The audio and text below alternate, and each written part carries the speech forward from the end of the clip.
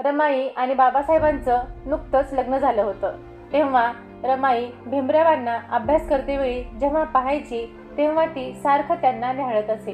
ती मनातल्या मनात विचार करीत असे की माझे पती एवढे एकाग्र होऊन काय बरं वाचत असतील, त्यांना भूक का लागत नसावी।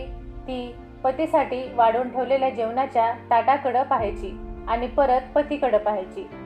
तिला वाटायचं की तहान भूक विसरवणाऱ्या पुस्तकात पती फार बुडून गेले आहेत, त्यांना कसं सांगावं की जेवण करा म्हणून।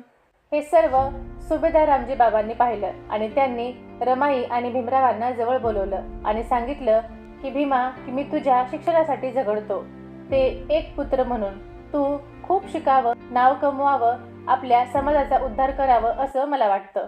मला खात्री आहे तू हे काम निश्चित करशील आणि या कामी तुला रमा साथ देईल। रमाईकडे पाहून ते म्हणाले की रमा बेटा, तू माझ्या भीमाला साथ दे, माझं स्वप्न पूर्ण कर। भावूक होऊन रमा आपल्या सासऱ्याला म्हणाली की मामांजी, तुम्ही मला जो शब्द दिला तो मी पाळीन, मग मला त्यासाठी कितीही कष्ट उपसायची वेळ आली तरी चालेल, पण आपलं स्वप्न पूर्ण केल्याशिवाय मी राहणार नाही। रमाचा विश्वास सुभेदार रामजींना आभाळाभर समाधान देणारा ठरला। रमाचा त्यांना सार्थ अभिमान वाटला। रमा मोजकेच पण तोलून बोलायची, तिच्या बोलण्यात कमालीचा आत्मविश्वास असायचा आणि हाच आत्मविश्वास उद्याची नवी स्वप्न साकार करण्यासाठी पुरेसा आहे असं त्यांना वाटायचं।